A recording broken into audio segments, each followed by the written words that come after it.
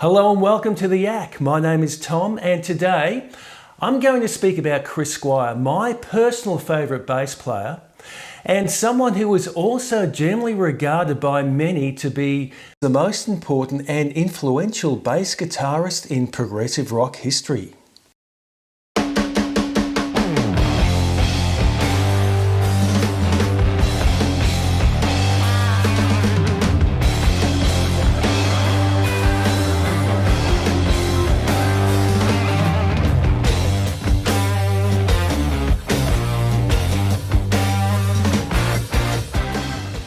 Christopher. Well, I expect you're wondering why we're here tonight, quite honestly.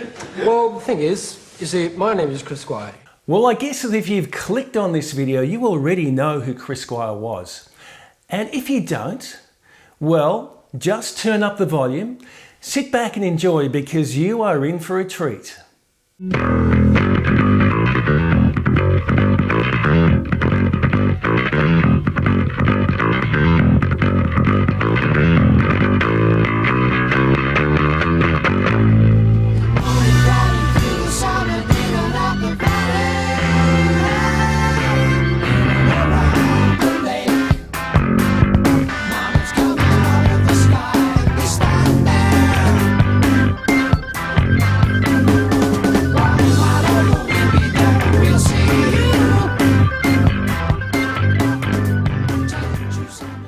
So that was the remarkable sound of Chris Squire, the bass player and backing vocalist with the English progressive rock group called Yes, back in 1971, playing a song called Roundabout, recorded over 50 years ago now. So why was Squire so popular? Well, he delivered possibly the most unique, distinctive and revered bass sound and bass lines in progressive rock, influencing his peers and later generations of bassists. He tended to create complex melodies, almost separate from the chord changes occurring within the backbone of the song. And to establish fans after just hearing one bass lick, well, you would probably know it was him. The Squire tone is unique. It is scratchy, loaded with treble, and is played with speed and agility. It is also characteristically aggressive, dynamic, and melodic. Now, Squire was the longest serving original member, having remained in the band until his death in 2015. He was one of the key driving forces behind the band and the only member to appear in each of their 21 studio albums from 1969 to 2014, and that is an astonishing 45 years. His name was associated, like Geddy Lee of Rush, as a player of a trademark two-tone Rickenbacker bass, and Squire purchased his in 1965 from a music shop in which he was working. His early influences included John Entwistle and Jack Bruce, and incidentally, these same influences have also been cited by Geddy Lee.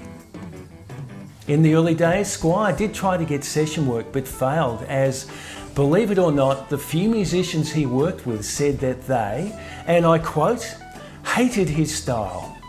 In 1967, Squire, who was already in a band with Peter Banks on guitar, met John Anderson, who was working as a barman at a drinking club, and they found that musically they had a lot in common.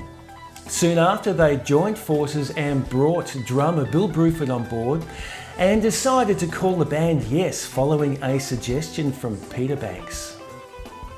As we know, Bruford and Squire were an incredible rhythm section, and when the more rock-orientated Alan White joined in 1972, Squire had to change his playing somewhat to accommodate White's style, commenting that, with Alan, I was able to play a bit less, but still get my playing across.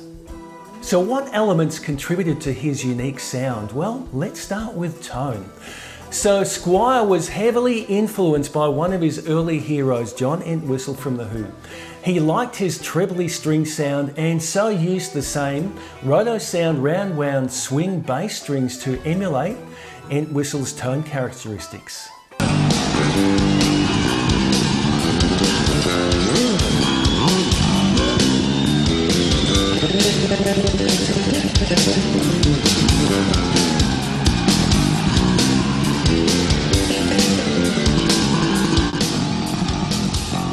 Let's hear now from Chris Squire.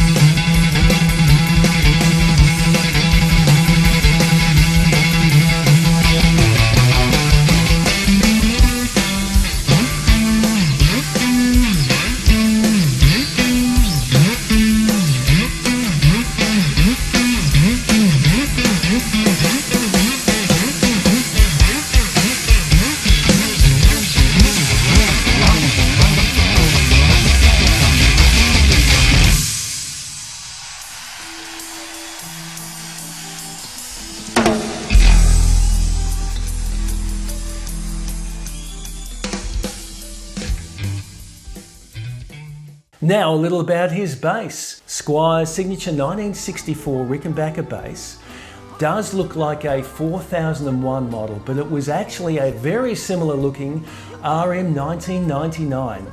It was originally fire glow in colour when used with his previous band called The Sin. And then he changed the appearance twice, once by covering it with flowery wallpaper during the 1960s flower power movement, and then shortly afterwards with reflective silver paper. Now, after 2 sandings down to remove these, it was painted the cream colour with which we are familiar with today.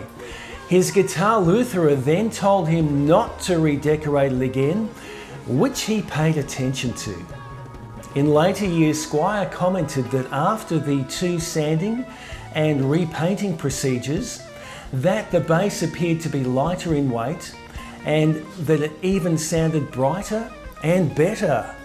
Now, I haven't been able to find any figures which state how much weight was lost in these procedures, but Squire did have an exceptional ear, so I do tend to trust his judgment on this.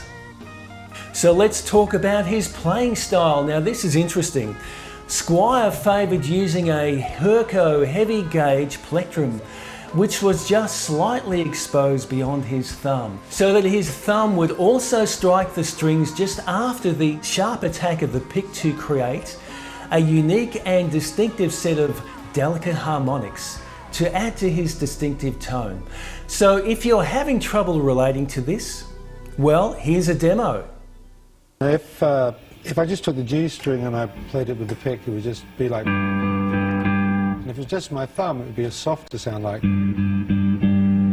But the way I do it is tend to put them together and have a... So you're getting a harmonic in there as well. He would also strike the strings either behind or in front of the pickup cover, depending on the type of tone he wanted. So he would pick near the bridge to get more bite, or in front of the cover for a more mellow sound. The bass action was also fairly low, and this created normally undesirable fret buzzing. But in the hands of Squire, he was able to use this to his advantage, adding another characteristic to his sound, making a gnarly, clicking, note buzzing sound which we love. So have a listen to this.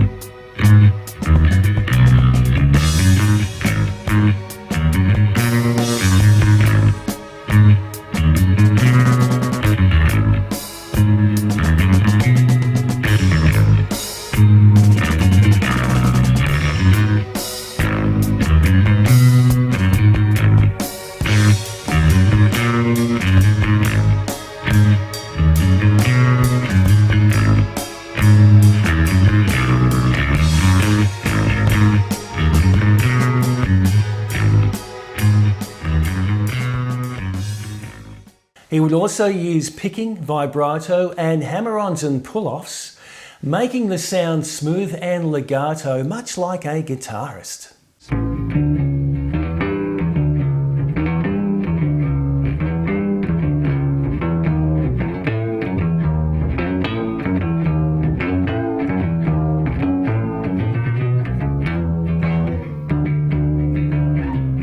And he would also mute specific played strings with the fingers on his fret hand to stop the note sustaining and losing clarity. In terms of his bass lines, he had an amazing sense of counterpoint and syncopation to increase musical interest, and all delivered with machine-like precision. He also favoured the use of ascending bass lines going up the scale rather than down to help lift the music. So check out this example from Close to the Edge.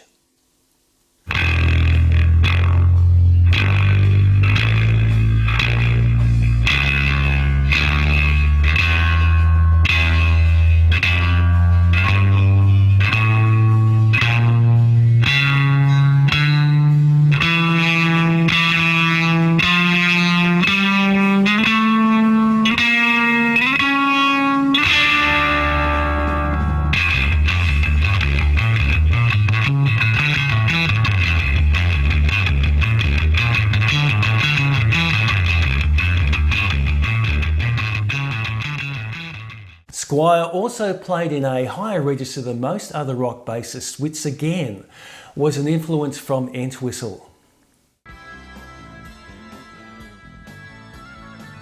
Squire also rewired his Rickenbacker bass from mono to stereo outputs in the early 70s, years before Rickenbacker thought about adding this feature.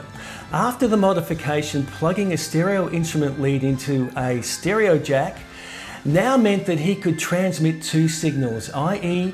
one from each pickup to different amps. So Squire wasn't after a stereo sound as such, but the modification allowed him to split the outputs and send the signal of, say, the less bright and more mellow neck pickup to his main bass amp to retain the bottom end. The sound of the thinner, more trebly or scratchy bridge pickup could then be kept clean or put through a different effect pedal and then onto a different amplifier to help create a composite Rickenbacker high-frequency growl.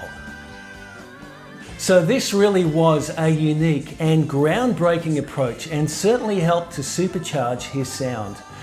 Squire relayed this information to Rickenbacker guitars, who realised the benefits of his modification and later provided the same split pickup Ricco sound feature on their factory produced bass guitars, but Squire was the innovator. Combined with his aggressive picking technique on roto sound strings, the enhanced tone was now a more intense growling, grinding tone that continues to be admired and emulated. Squire also used a range of guitar effects on his bass, such as distortion, flanger, wah-wah and chorus.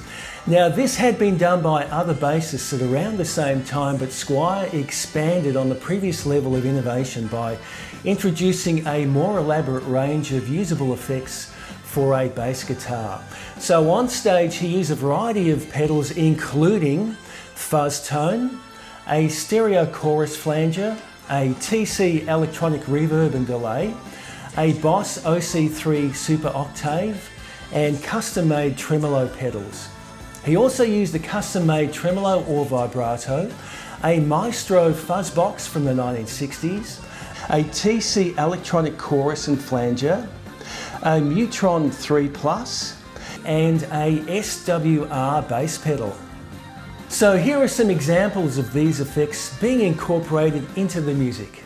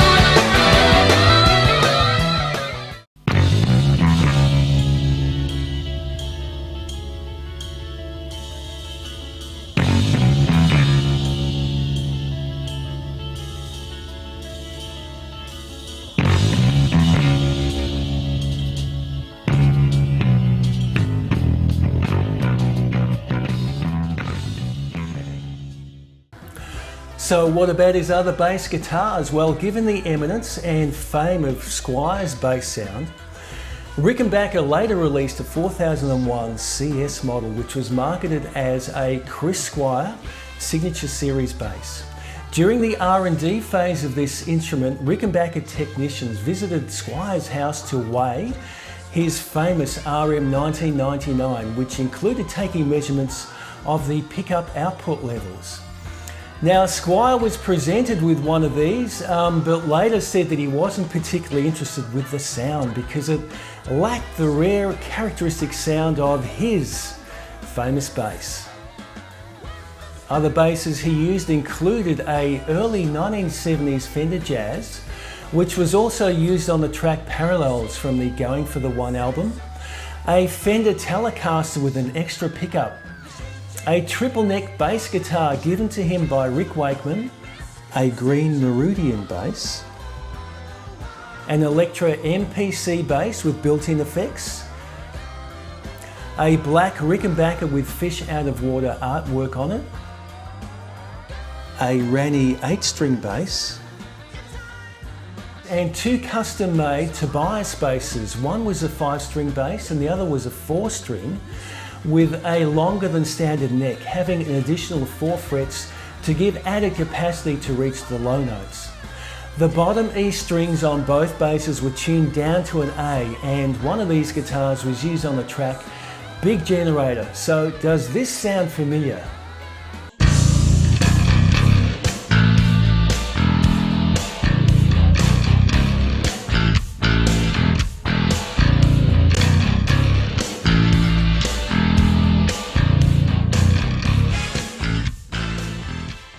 For live work, he would usually use a 1965 Marshall head amp, plus a more recent and cleaner sounding Ampeg amp to mix the signal and achieve the tone he wanted. So this concludes my presentation on Chris Squire. I hope you enjoyed it as much as I enjoyed presenting it. And if you did, please hit the like and subscribe buttons and ring the bell. So take care and look forward to seeing you next time.